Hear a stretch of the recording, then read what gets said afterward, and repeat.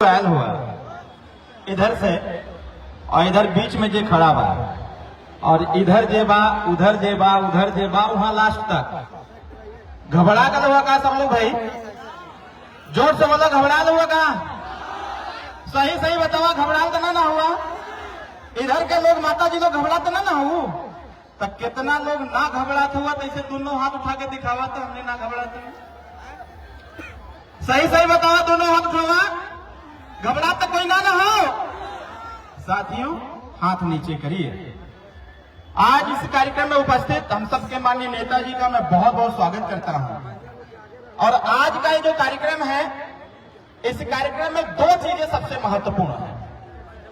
इस कार्यक्रम में जितने लोग आए हैं हमारे युवा हो चाहे बच्चियां हो चाहे महिलाएं हो चाहे बड़े बुजुर्ग हो बराबर इनके ही नवजात बच्चे भी आए हुए हैं जो आज अपने महबूब नेता को देखने और उनको सुनने तक के लिए आए हुए हैं। इसलिए कल जोरदार ताली बजा के आप लोग अपने नाम पर स्वागत करिए।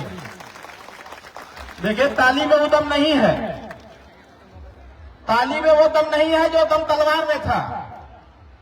जो दम तलवार में था चक्रवर्ती सम्राट राष्ट्रवीर राजभर महाराजा सुहेलदेव राजभर जी के तलवार में जो दम था वो नौजवानों आपके ताली में दम नहीं है। एक बार जोरदार ताली बजा के अपना स्वागत करो सब लोग। साथियों कहा गया है जो समाज अपना इतिहास नहीं जानता अपने बड़े बुजुर्गों की कदर नहीं करता वह समाज इस देश में कभी तरक्की नहीं कर सकता। अभी हमारे बीच में हमारे पूर्व के वक्ताओं ने चर्चा किया कि राजभर समाज को कोई नहीं जानता था, रजवाड़ समाज को कोई नहीं जानता था, राजभोग समाज को कोई नहीं जानता था, राजवंशी समाज को कोई नहीं जानता था। अरे जानेगा कैसे? क्योंकि देश के इतिहासकारों ने तुम्हारे इतिहास को नहीं लिखा तो तुमको जानेगा कैसे कोई। इसीलिए सुहेलदेव भारतीय समाज पार्टी का निर्माण किया गया कि गुलामों को गुलामी का एहसास कराना है। गुलामों को गुलामी का एहसास करा करके इन नौजवानों के पैरों में जकड़ी हुई बेड़ियों को तोड़ना सुहेलदेव भारतीय समाज पार्टी का पहला मकसद होगा। अगर इस देश में हम राजा थे तो हमारा राजपाट कहां चला गया? अगर इस देश में 585 राजा थे और 585 राजा में अकेले 165 राजा राजभर राजभोग राजवंशी और राज समाज के थे तो फिर इनका कोट किला खंडहर और इनका जमीन कहां चला गया? ये लोकतांत्रिक लड़ाई है। इसी लोकतांत्रिक लड़ाई में आज साथियों आज के उस समय जब इस देश में राजतंत्र था तो उस समय आप राजा हुआ करते थे। जब एक साथ मिलकर लड़ा करते थे तो राजपाट हासिल करते थे, विरोधियों के छक्के छुड़ाने का काम करते थे। लोकतंत्र में जब आप बट गए तो आज साथियों भिखारी बनकर के हम और आप टहलने का काम कर रहे हैं। आप याद करो वो दिन जब इस देश में एक विदेशी आक्रांत का प्रवेश किया, जब इस देश में एक विदेशी आक्रांत का प्रवेश किया 2.5 लाख सेना लेकर के, जब 2.5 लाख सेना लेकर के विदेशी आक्रांता भारत में प्रवेश करता है पूरे भारत में जैसे खलबली समझ जाता है। ऐ राजभर समाज के लोगों, ऐ राजभोग समाज के लोगों, ऐ रजवाड़ समाज के लोगों, ऐ राजवंशी समाज के नौजवान भाइयों, अरे कहां सोए हो मित्र? आज देखो हमारे यहाँ के बाबा पुरखों ने वो काम कर दिया था जिनके नाम से भारत का नाम चल रहा है। साथियों अगर भारत का नाम पड़ा है तो राजभर राजाओं के नाम पर भारत का नाम पड़ा है और ऐसे भारत पर हम लोग कब्जा भी नहीं कर पा रहे हैं। अब याद करो वो दिन, आज एक झंडा उठाने में आपको तकलीफ हो रही है, आपको बूथ पर जाकर के चुनाव निशान छड़ी का बटन दबाने में तकलीफ होता है, आपको अपने घर से निकल करके अपने नेता को ताकत देने में तकलीफ होता है। लेकिन एक वो भी समय था जब एक हाथ से चक्रवर्ती सम्राट राष्ट्रवीर राजभर महाराजा सुहेलदेव राजभर जी 85 किलो की तलवार चलाने का काम करते थे। साथियों ऐसे राजा के वंशज हम लोग हैं।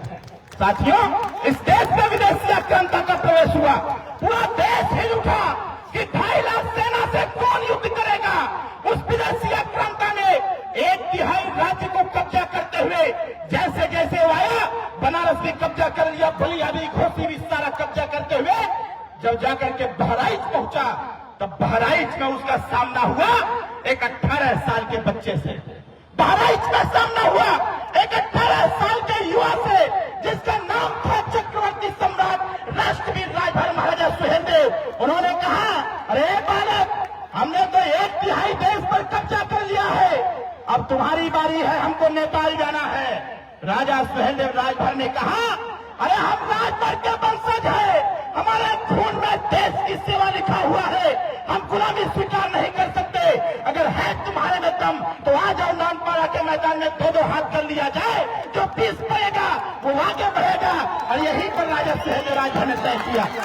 कहा नौजवान साथियों पड़े हो चक्कर में, अरे भाई उठाओ ठंडे को। देखो, एक राजा सुहेलदेव राजभर जी ने कहा, नानपारा का मैदान 2.5 लाख सेना एक तरफ और 12,500 की सेना एक तरफ। 12,500 की सेना लेकर के राजा सुहेलदेव राजभर जी नानपारा के मैदान में गए। उसके पहले की घटना है, राजा सुहेलदेव राजभर जी ने कहा, इस देश की रक्षा सुरक्षा के लिए इस देश के बचे हुए राजाओं को साथ आना चाहिए। सारे लोगों ने कहा, अरे ऐसे लोगों से कैसे युद्ध किया जा सकता है जिसके सामने तमाम राजाओं ने घुटना टेक दिया।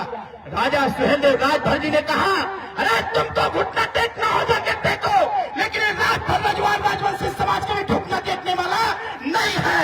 राजा सुहेलदेव राजभर जी ने कहा, तुम्हारी 2.5 लाख की सेना, इधर 12,500 की सेना, चलो एक युद्ध हो जाए। और नानपारा के मैदान में राजा सुहेलदेव राजभर एक तरफ और वो विदेशी आक्रांता 2.5 लाख की सेना लेकर के एक तरफ। नौजवान भाइयों, जरा दृश्य को देखो। आपने महाभारत का युद्ध देखा होगा टीवी में, आपने राम और रावण का युद्ध देखा होगा टीवी में। एकदम उसी प्रकार का चलचित्र चलाओ अपने दिमाग में और सोचो कि एक तरफ 2.5 लाख सेना खड़ी है विदेशी आक्रांताओं की और दूसरी तरफ 12,500 की सेना खड़ी है।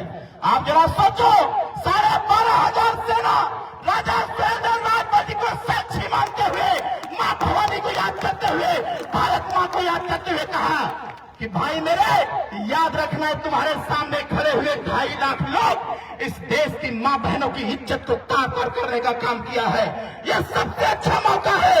इस बार अगर युद्ध हो गया तो आर पार का होना चाहिए। और राजा सुहेलदेव राजभर जी ने महाभारत से